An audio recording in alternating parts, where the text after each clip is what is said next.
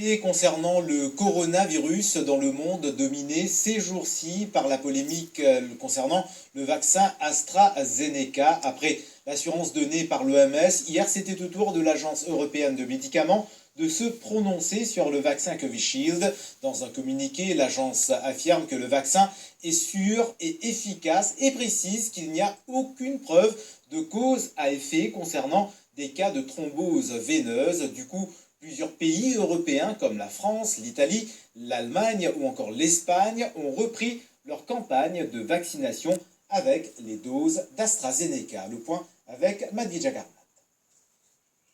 Sa décision était attendue par beaucoup de pays. L'Agence européenne du médicament a enquêté sur la sécurité du vaccin AstraZeneca et a rendu son verdict. Il n'y a pas de raison de ne pas utiliser ce vaccin contre la Covid-19. Le comité est parvenu à une conclusion scientifique claire. Il s'agit d'un vaccin sûr et efficace. Cet avis favorable permet ainsi de remettre en circulation des doses d'AstraZeneca. La France a repris son programme de vaccination avec AstraZeneca à partir de cet après-midi. Et pour rassurer les Français, le Premier ministre français Jean Castex avait annoncé qu'il se ferait vacciner le plus vite possible avec le vaccin AstraZeneca.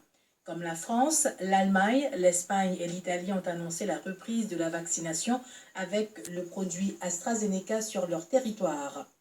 L'Union africaine a elle aussi donné son feu vert pour le vaccin AstraZeneca et recommande la poursuite des vaccinations sur le continent.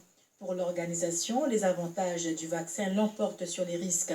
À travers l'initiative COVAX, co-dirigée par l'Organisation mondiale de la santé et des partenaires, plusieurs pays africains devraient recevoir des vaccins AstraZeneca gratuitement. Face à l'aggravation de l'épidémie de la Covid-19 en France, le gouvernement a annoncé le confinement pour 4 semaines à compter de ce vendredi soir à minuit dans 16 départements. Les écoles et collèges resteront ouverts, les déplacements interrégionaux seront interdits, alors que les commerces et rayons dits non essentiels devront fermer.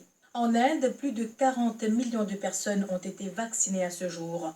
En janvier, le pays d'Asie du Sud a lancé la plus grande campagne de vaccination au monde pour quelques 300 millions de personnes sur une population massive de 1,3 milliard d'habitants.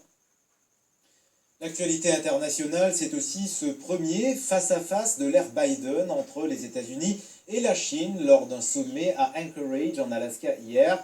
Les USA étaient représentés par le secrétaire d'État Anthony Blinken et la Chine avait dépêché sur place Yang Jiechi, haut responsable du Parti communiste.